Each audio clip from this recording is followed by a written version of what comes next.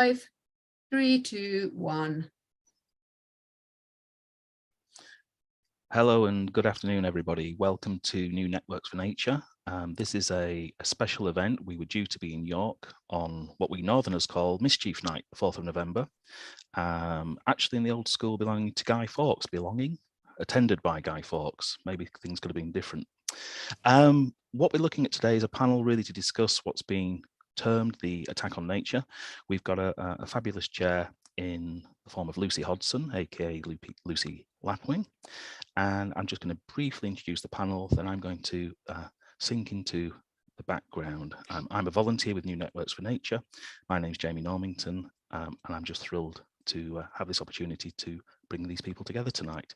Kaye Brennan, firstly, Head of Campaigning and Organising at the Wildlife Trusts, with over 20 years of experience in campaigning as a volunteer and as a member of staff. Kaye's been overseeing a community organising approach known as Team Wilder, which is helping communities to react to things and to act for positive changes in all types of ways, including creatively, writing, art, music, and so on. And since 2019, Kaye's worked with 46 wildlife trusts to bring things together. And that's an important theme here. We're bringing different people into this conversation, some that you will have met, hopefully, some that you'll have certainly heard of. Jake Fiennes, the conservation manager at Holcombe Estate in North Norfolk. Jake has over 30 years experience in land management, and among many responsibilities there, they range from welcoming over 1 million visitors a year to the Holcombe Estate, and managing a wildlife haven notable for its ground nesting and overwintering wildfowl and waders. Possibly the largest privately owned national nature reserve brings an awful lot of responsibility there, and Jake's been working on looking into all sorts of schemes that could support farming in the future. Emma Marsh, Executive Director for the RSPB, has accountability for communications and campaigns. You may have noticed the RSPB were very quick out of the blocks with the whole attack on nature headlines and campaigning work. Very, very important when you're looking to mobilise over 1 million members and bring people together. But then when you multiply that by, I think at last count, over 78 other membership organisations and outdoors, countryside, rural, business associated organisations coming together under this banner. The speed of response and cooperation is possibly the fastest I've ever seen to reach a consensus. Gives us some scale of the threat that we feel we face. Paul Powlesland, a barrister and founder of Lawyers for Nature. Paul's passionate about protecting and representing the natural world, but also protecting those who seek to defend it. I wish I could have met Paul at the Sheffield Trees protest. It's been something inspirational for me personally. But Paul also specialises in upholding the legal rights of all environmental activists, defending trees, rivers and wildlife in general. Very, very involved now with the Right to Roam movement around people's access to the outdoors and nature. And last but not least, our host, Lucy Lee. Lucy Lapwing is, well, I think I'll let Lucy explain it herself, because Lucy's actually incredibly gifted in communication, fresh back from BBC's Autumn Watch. Our host today, her main drive, I think it's fair to say, like many of us, is looking at what we can do about biodiversity loss and the climate emergency, particularly passionate about reconnecting people with their environment. So thanks very much. I'm going to drop back now, hand over to Lucy. Thank you all for joining us. Thank you. Lucy. Thanks, Jamie. That was a lovely introduction. And yeah, it's great to be here in such, I don't know, passionate, inspirational, prestigious company, and to hopefully try and direct this conversation today on the subject of the attack on nature. I'm just going to summarise a little bit what the structure of the talk is. We've got a lot to pack into a very short amount of time. Obviously, this is a huge subject. So I'm going to try not let us squirrel off down too many little avenues and keep on track. So, I mean, starting from the top, the attack on nature, it's really quite an emotive term straight off the bat. It's something, a very strong word is the word attack. It immediately paints a picture. It elicits that emotional response. So for so many different organisations, individuals and groups to have come together and banded around that term, it kind of tells us that something really quite serious is going on here. We already know we're in a biodiversity and climate emergency, but what is happening that is kind of brought us together under this kind of banner of terms. So what we've tried to do, Jamie and myself, is break down what we think the attack of nature is within 3 kind of broad sections. And then I'm going to go across the panel and have a little bit of a chit chat with everyone about each of those. So broadly, we're going to be covering ELMS and everything to do with everything that's gone on, even in very recent last few days, weeks, months, the Environmental Land Management Scheme. We're going to be looking at the retained EU law bill, so exactly what's going on there and how there's implications to do with nature, and then a little bit about investment zones and development and threat to nature from that angle. So really quite broad. And where I'm going to start off with initially is to just ask each of the panel members something that I think you'll all be quite familiar with as a question, since we've been using the term attack on nature, from people who either don't understand what it is or from people who might even deny that it's happening. What do we actually say to them when they say, what attack? What attack on nature? What are you on about? So I'm going to go around in the order of everyone I can see on my screen at the moment. So throwing you in at the deep end, Kaye, you're the first nice face that I can see. What would you say when somebody says, what attack? Hi, Lucy. It's interesting because I've been asked this question quite a lot by people, because it's been pointed out to people like us at the Wildlife Trust that you spend all your time trying to defend nature. You know, this is not, there's nothing to see here. Don't worry, everything's going to be okay. And I think the term attack on nature comes from the volume of different things at the same time that are all coming out at the moment. So previously, I think we're 6 weeks in now, so not too far away. There was the announcement on fracking, there was the investment zones you've talked about, there was even the EU bill. There was also a lot of government rhetoric talking about nature regulations and legal protections as burdens. And there's also a direction of travel away from taking nature seriously as something that really contributes to our well-being, our growth, our security. So the culmination of all those things really constitute an attack for us, and certainly for me. And I've been doing this kind of work for a long time. I've never seen the culmination of all these things in one go happening, and that really feels very different for me at the moment. Yeah, many spinning plates and juggling balls. It's all from different angles, isn't it? Emma, you're next on my screen if you'd like to briefly answer Very happy. Hi, Lucy. So I'd completely echo what Kaye was saying there. It's the cumulative effect has been really quite scary. So for me, it was the fact that on the Thursday we had the retained EU law bill published, and just placing so many things at threat. You know, we placed so many calls to find out what on earth is going on, but the doors started closing to us, and that went for all across the sector. And that again added that feeling that something's not right, something is completely different, because as a sector, we've spent decades working positively with governments from all of the parties across the board. So this felt really, really different. And then all of a sudden, the next day, you get the mini budget growth plan announcing the investment zones. Then by Monday, you've got all of the rumours about the ELMS being backtracked. So the cumulative effect was really big, the doors being closed, and then really just an overwhelming sense that no one was really listening. And for us, it was like, we have never felt so scared or so angry that this is happening to the nature that so many people love, and particularly having come out of the pandemic, where everyone was so clear at how much they valued nature and the green spaces on their doorstep. And all of a sudden it was like, yeah, it doesn't matter, growth at all costs. Terrifying. Yeah, agreed. And, you know, like you said, from the perspective of somebody who's perhaps not heavily involved in it, to see organisations like the Wildlife Trust, like the RSPB, who typically have had that working relationship, you know, with government over the decades, to then come out and be using language like anger and I think even fury has been bandied about. And, you know, it shows the seriousness, doesn't it? Paul, you're next on my screen. I'm going to go a bit further than Kaye and Emma and say that although this is a battle that has definitely got worse in the last couple of months, it is actually part of an ongoing war that's been happening for the last couple of 100 years, which originated from the fact that we humans regard nature as dead, as not having, as something we can own and something ultimately to be used for our own resource. And with that basic ideology, over the last couple of 100 years, we have seen this attack where nature is denuded, and by conservation efforts we can sort of try and reduce that, and we can try and slow it down, but actually we haven't been able to stop or reverse it. And that is why I think that actually we need to get right into that basic ideology to actually transform things, as well as stopping the worst attacks. But actually we need to go further than that, I think. Yeah. I mean, that very much speaks to me, what you're saying there, that kind of, going past looking at law and policy, and how do we get to the very basis of cultural and emotional and deep connection, on a long-term basis. I think, yeah, fascinating. And finally, Jake. So most people probably haven't heard of the Sunset Bill. The Sunset Bill is probably the most significant piece of legislation being put forward to government, which effectively all of the, so if I look at the perceived change in language from government that happened pretty much overnight, and the Sunset Bill was part of that, but it was investment zones, it was fracking, it was growth, it was food security and the importance of producing as much food on the available land area.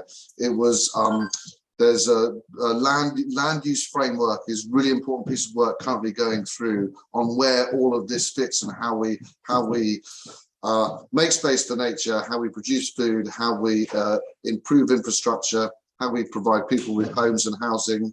And the change of language that happens so rapidly, and a lot of doors being closed and meetings being abandoned with no real reason. I just felt it was the culmination of all of these things at once that felt there was a complete change in direction from our administration. When we'd had in the, going back a few years, but we had a paper called the Health and Harmony paper. We had a 25-year environment plan. We have payment for public goods. It was all feeling kind of positive.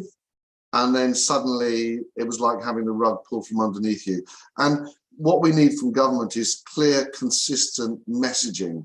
And we just lost all that. So, and I'd like to think we, literally in the last few days, we've got a change of administration. That tells you how dramatic it was. So I think we're seeing a realization that actually people are very passionate about nature. They are very passionate about their environments and they care about it. And we need to start acting now, not for our benefit, but for our children's and their children's benefit. Brilliant. Yeah, excellent summary. And I'm going to come back to you straight away, pretty much, Jake, because the next topic we're going to cover is the whole world of ELMS. Now, even as a relative layperson, I've kept an overall eye on it and I followed it, but trying to kind of pick apart the news just from the last few days, as you alluded to. This is a subject that's been on, a roller coaster seems like an understatement. And like you said, I remember reading about the initial early stages of ELMS when it was proposed, that language around, public goods seemed like quite a positive thing. It was moving in the right direction. But, following it just in the last couple of months down to the last few days, it's changed quite a lot.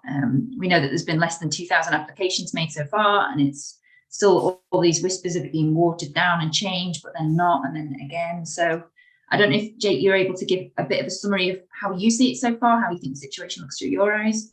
Okay, so I have a habit of getting very technical very quickly, so I'm going to try not to. So environmental land management scheme was effectively the new scheme to reward land occupiers, and the Wildlife Trust and the National Trust and the RSPB and all the farmers are all land occupiers. So I tried to put everyone in one box, and they all received a payment for occupying that land.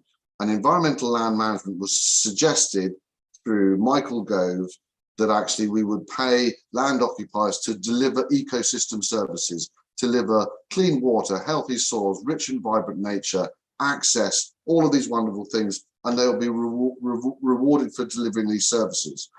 I think that the agricultural sector had prepared itself for this and was starting to look, and if we look at the take up of environmental stewardship last December, where applications for environmental stewardship increased by 42%. So we had a whole industry that was preparing itself for this. But if you were to ask a farmer 2 months ago what environmental land management was, they would say it doesn't exist, because it actually was part of a transition process that was going to take 7 years. And there's from my perspective, it was slightly flawed. By taking 7 years, it was death by 1,000 cuts, because you can't slice a cake up into too many parts without one element feeling it's being underfunded. So when we had the Truss administration, and I can't even pronounce the Secretary of State's name, so I'm just going to call him Ranil. When Ranil came in, there was a suggestion that they would review the environmental land management scheme, because I think possibly slightly driven by the Ukraine crisis and food inflation and commodity price inflation and input inflation, that actually we need to be more self-sufficient in where we produce food. So suddenly food was put to the top of the agenda, and nature was just felt that nature, public goods, were actually going to be second best at best. So the review instigated by Secretary of State Ranil is still continuing.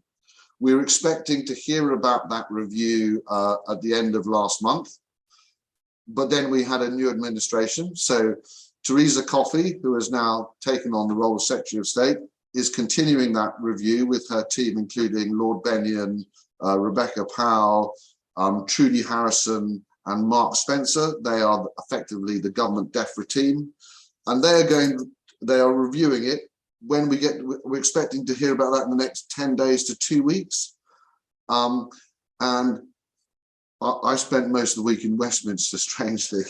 It's amazing what you hear, but the general feeling is it'll probably get a name change, for the reason that the word recovery was deemed to think that we were trying to recover something that was in a poor state.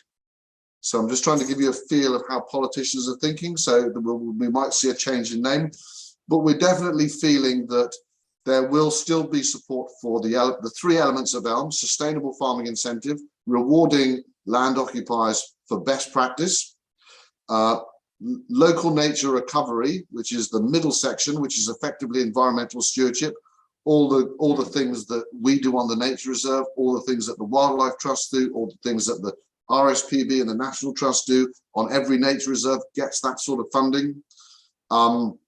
That scheme will probably roll over the existing schemes into local nature recovery, whatever it's going to be called.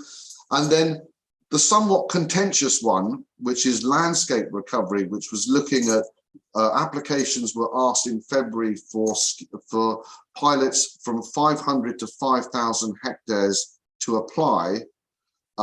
Interestingly, I am in one of those pilots that was accepted by DEFRA, and we were expecting to sign a contract with them on the 27th of October. That hasn't happened yet because it's all part of the review. But I am relatively confident that landscape recovery will still have a place. How it's funded and who funds it, and it was always meant to be a blended finance option. So, and I do think that private investment, CSR, ESG, philanthropy, whatever you want to call it, is still there to put money for nature. So we've had a very unnerving few weeks. We're not. Tony Juniper described it beautifully. We're on a journey, and we're on a boat, and we're going to get rocked by tornadoes and waves and tsunamis. And we're currently going through thick fog, but we're still on the journey. We're still heading to our destination. So don't give up. Always keep applying pressure, because the fog will clear, and it will. And once we get clear messaging from government, I'm confident we will then be able to engage and develop and evolve environmental land management in whatever way, shape or form the review suggests it's going to be, into something that is more fit for purpose, fit for food, fit for nature, fit for people, fit for climate. Brilliant, thank you. That was a really clear summary, not too technical, all really good. Let's hope the fog clears soon. It does feel like quite thick fog at the moment. I don't know if any of the other panelists want to come in and chip in under anything to do with ELMS. Yes, Emma? I think just the key thing for me is it's the area where I think we've got greatest hope in all of this. We're hearing the best kind of smoke signals, if you will. For me, a lot of this is about making sure enough money goes into some of the big stuff that makes the real difference for nature. And making sure it doesn't just go in things which actually we should be doing anyway, like looking after our soils. So it's just making sure we've got enough investment in there to help farmers do the right thing. Farmers want to, they're some of nature's biggest champions, and we just need to make sure that for the things they don't get rewarded for at the till, actually public money can help them do the right thing. Brilliant, agreed. Hey, Paul? Yeah, just briefly, I think it's a sort of salutary lesson, isn't it? That if we define why we want to protect nature through human ends, like, public goods, i.e. human goods, that when the relative value of those goods change compared to, say, food prices, we're at real risk of those things being taken away. So therefore, isn't there a need to define the need to protect nature on a deeper, if I dare say, more sacred level than just on what human ends or economic means it can give to us, maybe? So there was a wonderful review that was, and I think the review was commissioned by our current Prime Minister, called the Descriptor Review. And we haven't had a proper response to that. And that was how we value nature, how we value landscapes, because we have all this for free. I look out of my window and it's amazing, but I didn't pay for it.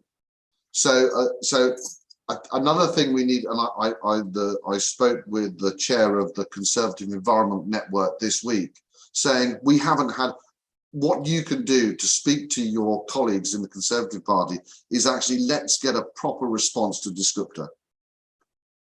Really good point. Yeah, Descriptor was fascinating. I remember reading it at the time, and yeah, that kind of, we're so well trained, aren't we, as a culture, and particularly in the Westernized world, to value everything monetarily, and we immediately start referencing that. But that kind of how we look at it, I like that word sacred, Paul, on that level, and tying it together. Really interesting. Okay, I will move on because we've got to keep to time. I'm doing it, Jamie. Next we are going to be, this is a really big one, so let's just jump in at the deep end. Emma, I'm going to come to you first. So this is about the leaving the EU bill, and everything that there is going on with that at the moment. So this potentially obviously has huge repercussions. We know that these plans might be looking at amending all of the laws that we rely upon to keep our air clean, our water clean. Not that we always have clean water, but let's not talk about sewage. But yes, our wildlife laws, all of these things are potentially under the threat of amendment or even being scrapped, completely removed and lost, which is again why we're reacting to this with the words attack on nature. It really is quite a threat here. So I don't know if, Emma, you feel able to summarise a little bit of the background. How did it come to this? If you dare go back to that, and then perhaps what the repercussions on nature and wildlife might be off the back of it. Yeah, absolutely. So the first thing to say is it's a really complicated bill. We've got a lot of people with very good legal minds kind of crawling over it because it is so complicated. But in part, that's why it is so scary, and it affects pretty much all of our lives. So it's not just nature and wildlife, which is a significant part, but it's across so much, as you say. So it's legislation that includes the automatic revoking of EU-derived laws by the end of 2023, unless ministers take action to preserve or replace them beforehand. And this has nothing to do with whether the laws are bad. So it's simply about whether they came from the EU. But the kind of bonkers thing is they're already enshrined in UK law. Brexit did that as part of the transition. So it doesn't matter what your views are of Brexit, that's irrelevant. These laws are UK law.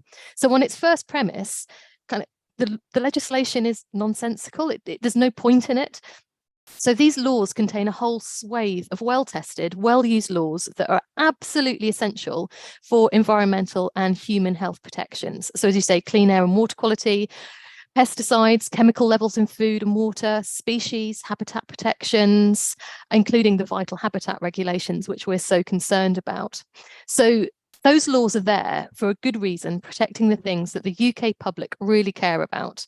And that's why organisations across the whole of civil society have come together to ask for this to be stopped. From UK Youth for Nature to the WI to Surfers Against Sewage, we are all coming together to sign letters to basically lobby to say, no, this actually really can't happen. The legal profession, businesses, all saying it's completely pointless. And it's also worth saying that they are there to help us deliver our international environmental obligations too. So just because we've come out of the EU, we still actually have to meet legal commitments internationally, which sometimes gets forgotten in this. So it makes no sense. But on top of that, the question to ask is, how on earth would all 4 governments in the UK even do this by the end of 2023? So that's at a time of spending cuts. So these are government departments who will have to be focused on that and basically on all the things that are going on around us. By its own calculation, the Cabinet Office have produced this dashboard, and it lists 2,400 pieces of legislation that would need to be considered as part of this law. So DEFRA has the most of any Westminster department, all linked to food, farming and nature. Many legal experts have said this dashboard's actually missing a load of legislation that would also be affected. So another worry, because it's vital protections could just be lost by mistake because no one knew they were there. We also don't know how many laws in Scotland, Wales and Northern Ireland would be affected, as because our legislation across the UK, despite devolution, it's all intertwined. So if you pull at one string, something else unexpectedly unravels somewhere else. So there's probably well more than 2,400 pieces of legislation. So the task is enormous. Governments across the UK would need experts to check every single piece of law, decide whether to keep, reform or revoke. That's for every single piece. It would keep the civil service tied up in knots for months, if not years, when we have a war in Ukraine, we have cost of living crisis, all the things the government knows it really needs to focus in on. And even if they extended the deadline to 2026, it would still be nonsensical and a massive waste of the public's money. And all of this at a time of a nature and climate emergency, when over the past 10 years, 44% of species have decreased. So we really don't need to actually be unraveling this. We need to be actually building on it and doing more.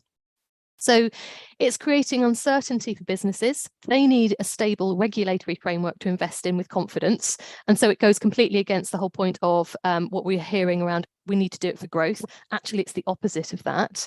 And, as we heard about the Dusk Up to review, but numerous reviews since 2010, when the Conservative government came to power, have been carried out by the government. They have shown it's not the legislation that's holding up growth or house building or whatever it is. It's how the legislation is implemented.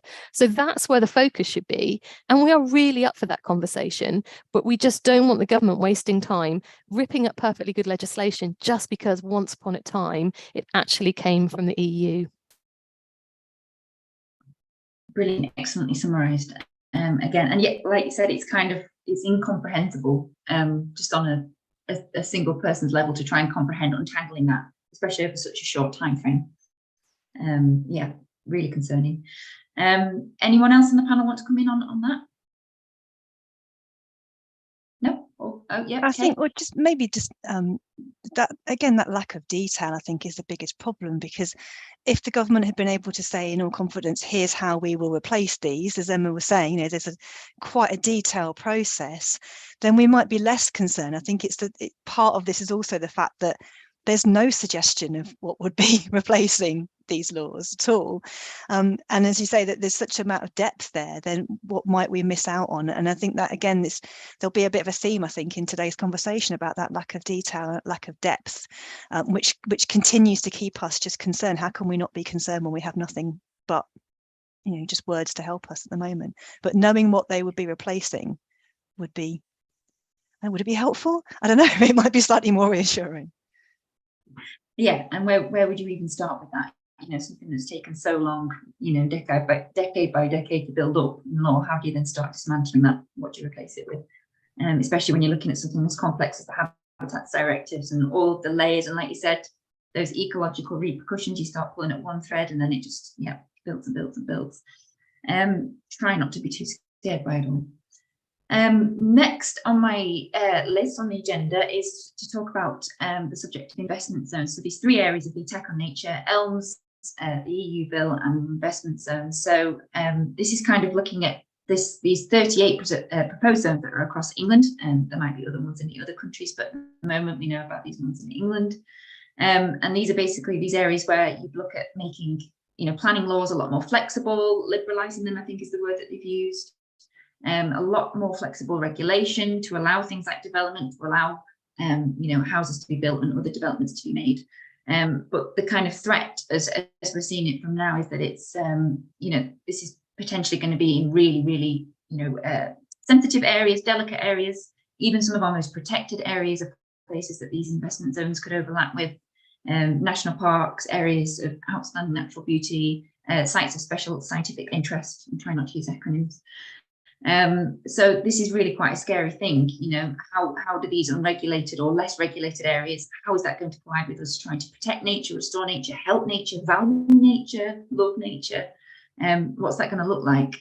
And obviously all of this has the implication and the possibility of affecting things on very local levels for very local people. And, you know, having worked for the RSPB myself in the past and worked, you know, a lot in conservation, one thing that comes up time again when you're engaging the public about nature and wildlife is that concern about nature on your doorstep. You know, it might not be the most sacred area, but your local woods that are in threat of development is the most heart-wrenching, soul-destroying thing, even if it doesn't tick all the boxes to be the most pristine woodland, you know, going. It's something that's special to you and it's almost invaluable. Well, it is invaluable. So how do we look at, you know, bringing in local democracy, local voices, and local power when you've got these investment zones being imposed and the effects that that could have on nature? Mind-blowing again, it's quite complicated. So to talk about this, I'm going to chat to Kaye first and then come to the rest of the panel. So what do you think about, you know, the implications for this, Kaye? Yeah, and this really is kind of where the attack on nature is going to be felt on the ground. I think, you know, we've talked about, of course, there'll be lots of stuff around ELMS and the rule bill anyway, but that development and that local sense of where we need people to really understand how it will impact on them is on their doorstep, as you say, Lucy. And there's significant research, concerns that we've had at the Wildlife Trust about investment zones. And it's not the first time that there's been suggestions that planning might be sort of splitting up areas or zoning areas into, this is where you'll be allowed to have development, that's going to be okay, doesn't really matter what it is, this is where you might have nature, that will be safe, don't worry. But the investment zones are something that came out of the growth plan, which Jake already mentioned, and I think it's a mark of the sort of attack language that we've all been talking about, is that because this happened, I think it was the Sunday after the Thursday, which was the 3 or 4 days after we all started to say this is attack on nature, the government didn't even talk about investment zones in publicly. They just sort of very quietly dropped in some guidance about investment zones that fortunately a lot of us were keeping an eye on, but it basically looks as if, and there is not a lot of detail, it looks as if the government is just pursuing an unsustainable development on some of the most important sites that we have for nature, because the zones seem to be allowing development of any sort of kind on nationally and internationally protected wildlife sites. And we think that because applicants who say they want to be part of an investment zone don't have to apply what's known as a mitigation hierarchy, which means that there's ways that you can limit the damage from development if you try. And they don't have to avoid important areas like national parks or areas of outstanding natural beauty, or even the green belt. They don't have to avoid the sites of special scientific interest. They just have to say whether or not a proposal for development might be impacting on a site, and whether or not they're prepared to try and handle that or not. So we think that there'll be certainly little protection for nature. The guidance that councils have been asked to go through and have a look is that planning policies will continue to apply for Greenbelt, but of course planning policy is still being reformed and being looked at in order to make sure that spaces are protected. And also the MPs that we've been asking about this, and our members have been asking MPs about it, we've been reassured that it's okay because nature protections will also apply. But of course, we've just heard that there might not be any nature protections to apply. So that sense of, you know, that this hand doesn't talk to this hand, and you know, how are you going to reassure us and make sure these things don't happen in the way that we're really concerned about is really telling. And so I think the problem that we've got with investment zones is around how will they ensure that nature can be protected? Why do we need to allow investment and development just everywhere? Why can't we look at development on an ad hoc basis and space by space and development by development? But also the biggest concern that I think, which is something the Wildlife Trust is not alone in saying this, but about that sense of local democracy. You know, investment zones mean that nobody will have a say in what happens in your area. Not just you as a resident, but also your council might not have a say in what happens. And how does that impact on what you then see happening in your area? But how does that impact on your well-being? You know, we talk a lot, I know as nature groups, we talk a lot about well-being and health and how important nature is for that. But there's also a huge correlation between the sense of agency you have in decision making in a local area, the sense of control that you are able to have in what happens to your local area and how that impacts on your well-being, and the lack of democracy and local voice and even council voices in lots of ways being part of the investment plan. That sense that it could just happen is just, that's seriously something that's going to impact a lot on people's well-being, and we know that already. And of course, you said anyway that we're in a huge situation where we've got nature is depleting all the time. So surely we should be spending our time to think about how we can bring nature back into our communities and how we can make sure that there are spaces for everyone to access nature. There's already a massive discrepancy between the amount of people that can access good quality green spaces and blue spaces, so not just land but also near water, near where they live. And what will investment zones do to that? So there's a real worry about that lack of detail and that impact potentially on it.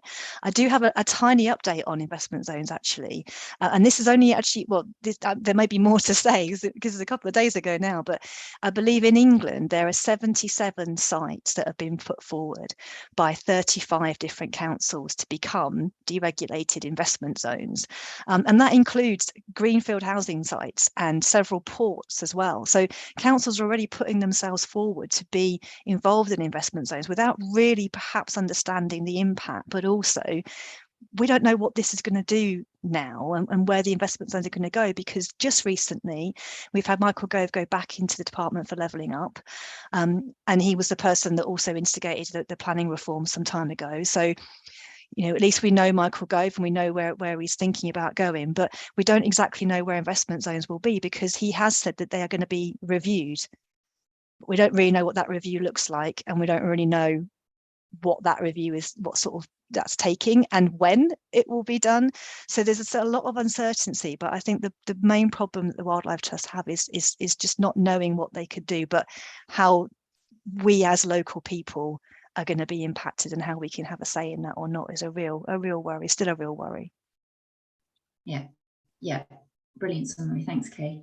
Yeah, it's an interesting one, isn't it? And especially, you know, you mentioned there a lot, you know, very key words, things like well-being and you know, local people's thoughts and access to places like green space, blue space, and the benefits of that. It just seems that when we're following this narrative and this kind of idealization almost of you know, following that growth, development, more, bigger, you know, income, it's not very imaginative, and it's definitely not well-being led, and it's not. It doesn't excite in the same way that, you know, there's so much opportunity here to do almost both hand in hand in a really creative way. And yet, you know, we tend to go into this really quite aggressive language of, you know, growth-based investment zones. It's yeah.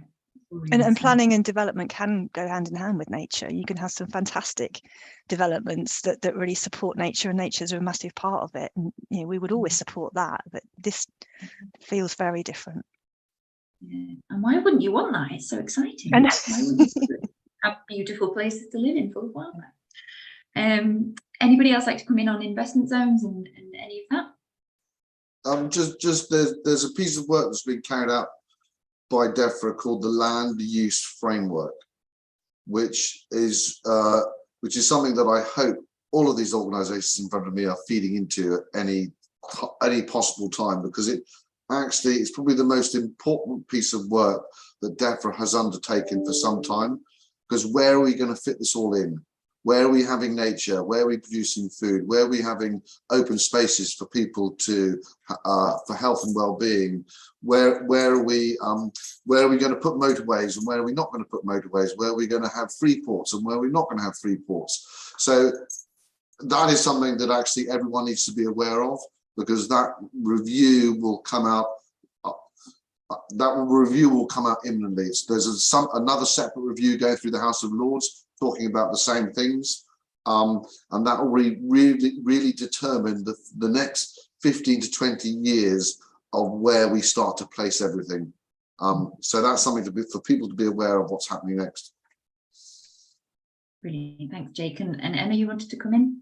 Yeah, I was just going to pick up on the piece around the fact that we just don't know much, and which is one of the bits that's really worrying, because we keep hearing lots of warm words, lots of reassurance across all three of these areas.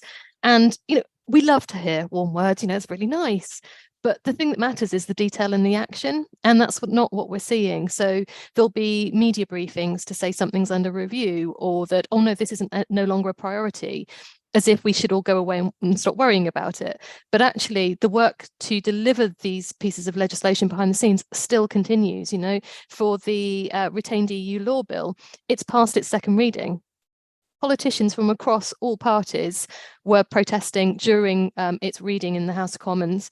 It's still passed. It now goes to committee stage. It is still rumbling through the system. And so we still have to be scared. We mustn't just think, oh, they're saying the right things. We have to really pay attention to the detail, to the action, and hold people to account on this, because it's too important not to. Yeah, brilliant.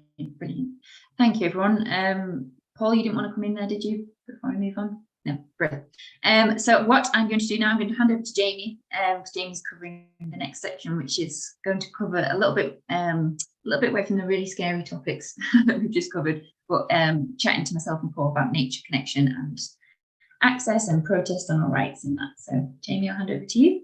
Thanks very much, Lucy. I'll come to you first, Paul, and thank you very much for bringing your perspective and making us think in possibly a different way, but also a broader, far-reaching way about nature.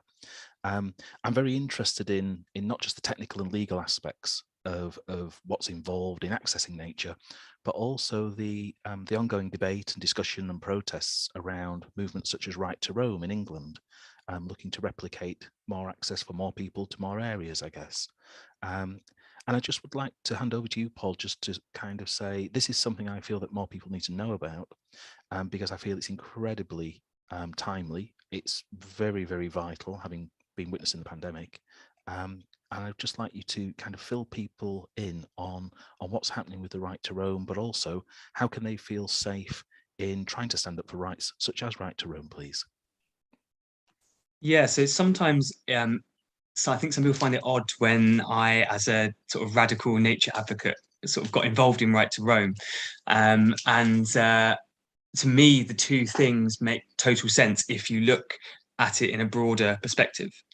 Obviously, there may be some difficulties around nature protection and right to roam where that right is abused, but I believe that in a broader sense, we cannot properly protect nature unless we reconnect people with it, and that people being able to access nature is therefore a key part of that.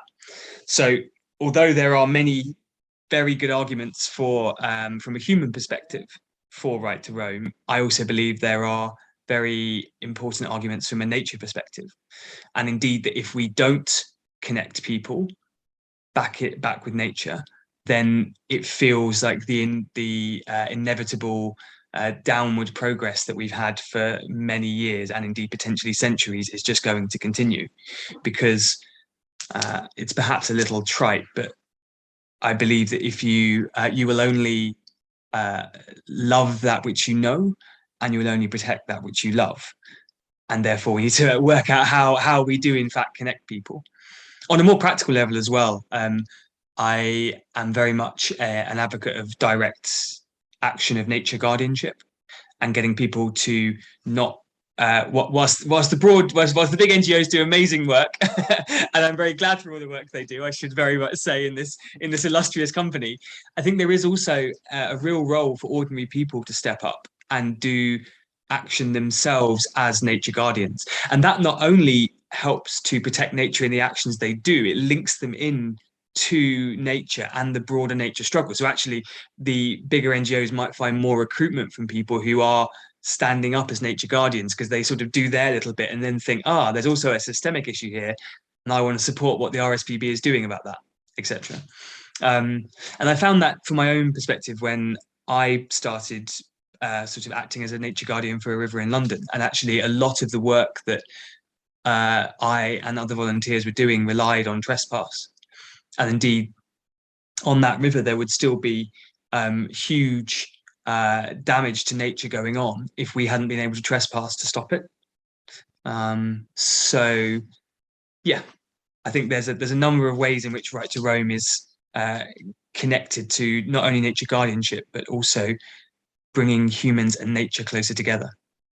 And to go back right to the start, about bringing about this idea of nature as not just useful for humans, but dare I say sacred to humans.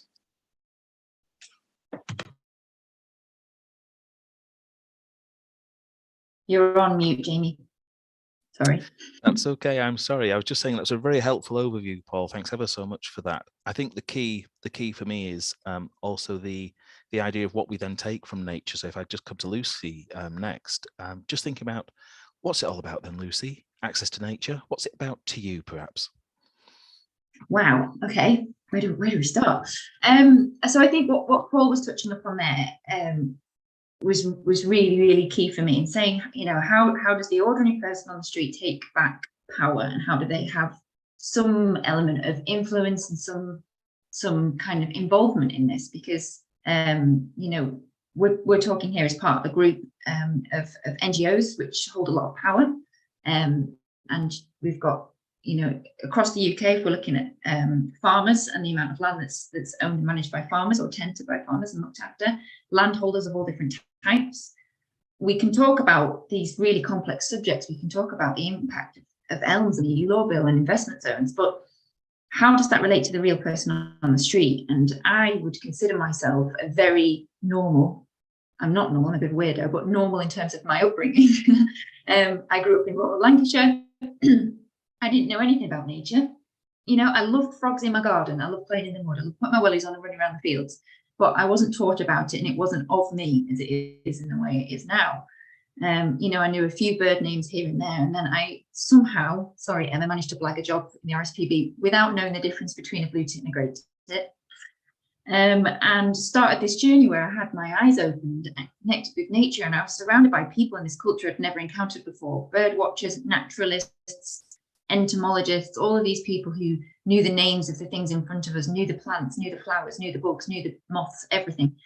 And it kind of opened this world for me, and I started to learn about British wildlife, and it just became obsessed and fell in love with it and felt this deep sacred connection, as you described, Paul. But there's nothing special about me in having done that. It was just a series of very lucky, fortunate events that allowed me to be able to see it. And if I go into my local town, if I go into my local supermarket or retail park and stand outside Boots or Asda or Primark and ask people out, you know, as they're coming out, to name 10 British birds, or to, you know, if I show them a picture of an insect to name it, you know, people do not know. And this isn't a blame thing. Of course they don't know. Why would they know? You know, we're in very, very, very small company here who actually are lucky enough and have the privilege by circumstance and by our upbringings and experiences to know the wildlife that's around us. And that's because we've very largely been excluded from it. So access to nature isn't just that literal access to nature, going to a nature reserve, picking up a pair of binoculars, watching a bird and naming it. It's, for me, it's on that kind of soul, visceral level. How does it become an ingrained part of life from the cradle, from being a baby, a toddler picking up a fistful of worms? That's where it starts. And having it, you know, woven into our culture, woven into our everyday education with a lowercase and uppercase e. You know, how does it become part of the curriculum, schoolwork? How does it become part of our everyday just being and existence? Because it is important and it's vital. It's of us, it's from us, we are of it. It's a really interesting one. So for me, it's, you know, this attack on nature, as Paul alluded to, I believe it's been happening for hundreds of years, particularly in the West. And you can see that in every single element of our attitudes towards nature, whether it's because we don't know it and we can't name what a robin or a song thrush or a, I don't know, a curlew sandpiper looks like, or whether it's, you know, our attitudes when we get through the political system and become a politician, an MP, a minister, in implementing these laws and these changes and policies. That, because if you don't know what a skylark is, of course you're not going to listen when somebody's saying, oh, but there's skylarks in that field, you can't build there. What's a skylark? And yeah, part of that is having the earth underneath your feet. So the fact that we largely can't actually access green space, and a lot of green space is denuded of nature because of policies that have happened over the last 100 years or so. if we can't actually access it, if we have to stick to rigid paths, or heaven forbid, be shouted at by very angry people, of course we're not going to, you know, understand it and fall in love with it more. So yeah, the attack on nature for me is it's a very personal one. It's a very emotional one. You'll notice I tend to try and be unashamedly emotional about nature, because a lot of us treat it very professionally and seriously. But one of the most powerful tools we've got is emotion and our own personal love and connection with it. So yeah, I think, you know, everything that we can do to help, you know, balance that inequality, and there's massive inequality in terms of access to nature in the UK. How do we reverse that? How do we start making it like run in our blood again? I don't know. It's a big question, but that's what I think a lot of us need to focus on as well. Sorry, that was a rant. Yeah, I just want to come in very quickly and just reiterate what you said, and about this idea that actually although all the acronyms and the laws and the NGO speak is important at some level, I'm not sure it's connecting in with the public in the way that it needs to. And maybe actually we could do an experiment and take just like 100 ordinary members of the public and give them a 2-hour lecture about, say, nightingales, and about their decline, and about all the habitats directives, and about how they're about to be sunsetted out under the EU Retained Laws Bill, and about the environmental land management scheme and how they can be managed for nightingale habitat and all that stuff, and then see how they react to that, and then just take them out for a night and let the song of the nightingale like infuse into their soul, and then see who actually wants to protect the nightingale more. And I think we know what the answer to that would be. I think it needs to be both, 100%, because you know, I go back to something you said there, Paul, which was around, you know, if you don't know it, you won't love it. And I probably paraphrase that terribly, but I think people have to be connected to nature. If we don't invest in connecting people to nature, then we're going to fail. But we also need all the stuff in the background that protects stuff without us having to worry about it. So if we can have the two, I think that's the magic thing that would really be so much benefit. I should say I'm really grateful to all the NGO wonks who are doing all the kind of hard, boring work behind the scenes, so I can do the really lovely stuff out in the field. And we're grateful to you too. It's a really important point you make, Paul. I bumped into a young man called Connor just yesterday. I've not seen since 2018, and to be honest, I was surprised he was still around, and I'm really glad he was. I just had a feeling he might not have been. Connor, when he introduced himself to me, said, "I'm better than Jesus," and I said, "How do you mean, Connor?" And he said, "Well, he only managed it once." I said, "Managed what once?" He said, "I've died twice and come back both times." He'd been misdiagnosed with meningitis as a teenager and clinically died twice and been revived. And Connor came out with us to a nature reserve, and his friends enabled his access by using recycled wood to build a footbridge and creating everything on the context of, can Connor return to nature? And it was actually his face when he heard a woodpecker. And it took him back to what he called his before life, when he remembered hearing woodpeckers in his grandma's garden outside Carlisle.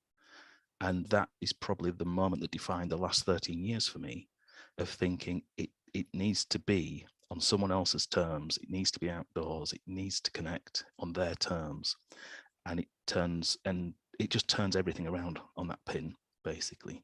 So I think the connection to nature is fascinating. We're going to speak briefly now about next steps, and I'll hand back to Lucy in a moment. One of the next steps is going to be the Walk for Wildlife. But a key issue there, I think, Paul, that you could perhaps help us with is, I attended the Walk for Wildlife in 2018. It's the first grown-up protest I've ever really done, and I'm ashamed to admit that. But that also redirected my life, I think. However, I'm quite nervous about going to the next one, because I'm not quite sure where I end up, whether that's with an ankle tag or in a duffel bag somewhere. So any advice on how people can take peaceful protest and demonstration on in the current environment would be really, really helpful. But I'll hand back to Lucy first, just to introduce the theme of the Walk for Wildlife, please. Yes, we'll do.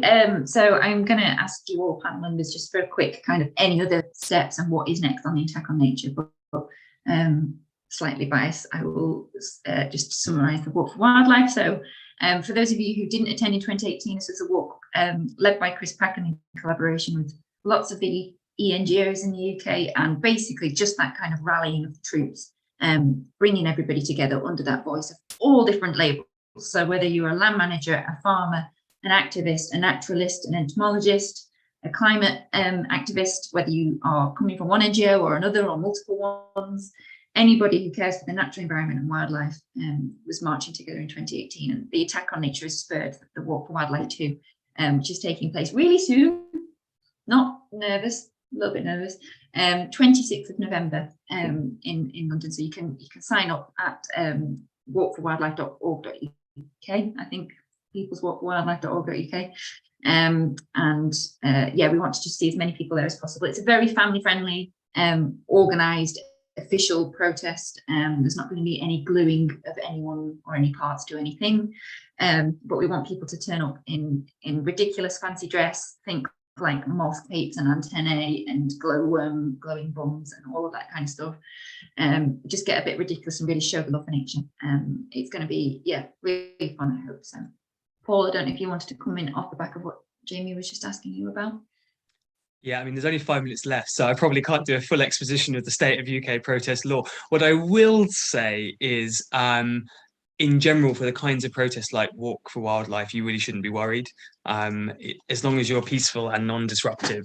I mean, whether there should be disruptive protests is a whole other question as well. But if you're being peaceful and non-disruptive at a family-style protest, I really wouldn't worry. And actually, we mustn't let the government's attack on protest and freedom of speech to act as a chilling effect and stop people coming out, because actually where there has been those potential for that crackdown, people have pushed back, and actually the police and the government have repeatedly stated we do respect peaceful and lawful protests. So I would say for that kind of protest, don't worry and do come out, because it's important to let your voice be heard.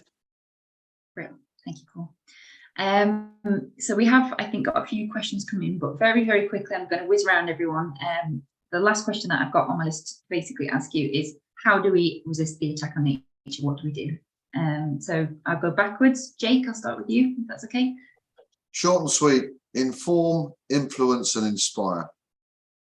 Brilliant. That's great. We're tight for time. That was a great answer. Paul, I'll come back to you. If you haven't fallen in love with nature, do so. And if you've already fallen in love with nature, get other people to do it. And then the action necessary will flow from that. Beautiful, brilliant. Emma? I'd just add, in addition to that, people underestimate the power of writing to your MP or to your local representative. Keep doing it. Honestly, even if they don't respond, mine still hasn't responded. Keep writing, because the amount of letters they get really matters, because that's how they judge a lot of public concern. Keep writing to your council, to your MP, and keep it going. Yeah. Nag. If you're anything like my mum, she relishes being a thorn in someone's side, and she was part of the very successful Freck Free Lancashire protesting, so that's where I know to get it from. Kaye, we'll come to you. Absolutely, keep getting the information that you need. NGOs like us, we're doing our best to find out what's happening. MPs and ministers of governments, they need to hear from the public and real actual people as well, so they know it's not just people like us that are concerned. But there's one thing that I would also add is that writing to your MP and asking questions stuff is incredibly valuable. We talked a second ago about emotion. We've actually put a postcard action out where you can share why nature should be defended, what nature means to you, why it matters, how it impacts on your day. So not really about what's going on, but why MPs and ministers should really care about this too. I think that's really valuable as well. So get emotional as well. Yeah, brilliant, thank you. Well, I'm going to hand back over to Jamie in a second, just to cover any questions that we might have. But yeah, thank you so much, everyone. It's been fascinating, if not condensed, very, very speedy, brief summary. But yeah, it's good that despite all of this, despite being all of these different prongs coming in from all different angles, this kind of working together and collaboration, I think, is really exciting. And I know we've all had quite a lot of feedback from supporters and members of the public. So yeah, it's interesting to see how we're going to kind of continue to work together against the attack on nature. Yeah, I'll hand over to you, Jamie. Thank you, everyone. Thanks very much, Lucy. I just wanted to say really thank you for everybody who's attended, who's listened, and everybody who will listen on playback. This talk will be, having been recorded, will be hosted on YouTube on the new Networks for Nature channel. It's ever so important we keep this discussion going. The two themes that came through from questions from the public really go into two camps. And one is a very good open question, which is around how on earth does anyone influence anybody anyway? And that was in particular relevance to free ports, and Teesside actually was coming through a little bit. My answer that I had for this some time ago, it was a question I'd asked, and Paul Rose, the polar explorer, was giving a talk and just said, everyone has a sphere of influence. If you can try and influence those closest to you, you're doing the right thing. They will then hopefully in turn take their turn, and different spheres will start to collide and different actions will start to result. And that encouraged me to pretty much go and do good with the rest of my life, I would say, or I would like to think. Secondly, it's maybe not so much a question, more of a challenge. This has come in really speaking to everybody here today on the panel, both as individuals and organisations, how wonderful it is to see the cohesion between all these organisations, all with their own aims and objectives. How are you going to keep that going, guys? I'm not going to put you on the spot and ask you to come out with your plans now, but it's just the general wish and desire that everybody keeps that going. Keep the conversation going on social media. Check out the Walks for Wildlife. Follow all these guys and more on social media where you can. Join or volunteer for organisations where you can, and just keep this momentum up, because we don't want to be yesterday's news. The attack on nature is real, it exists, it rumbles on. But as for us, I'm just going to say thank frogs, it's Friday. Amy is going to end our live streaming on YouTube now, and the panel may well adjourn to a green room in a virtual state now. But thank you everyone, thank you Kaye, Emma, Paul, Jake and Lucy, and everyone who joined us today. Thank you, goodbye.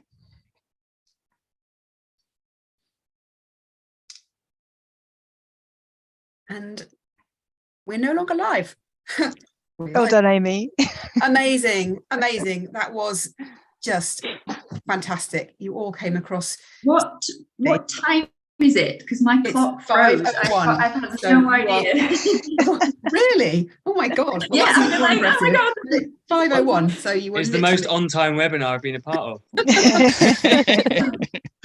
Well done. Well done. God, I can't believe how much you packed in, and how clear and concise, but without losing any of the urgency or the passion. I mean, just thank you, everyone. I'm just really sorry I ducked out for that minute. It wasn't stage fright. Literally, my wife came home from the pub and knocked on the window. And I live in a bungalow, but there was literally nothing I could do. So yeah, and then I broke my pen, and then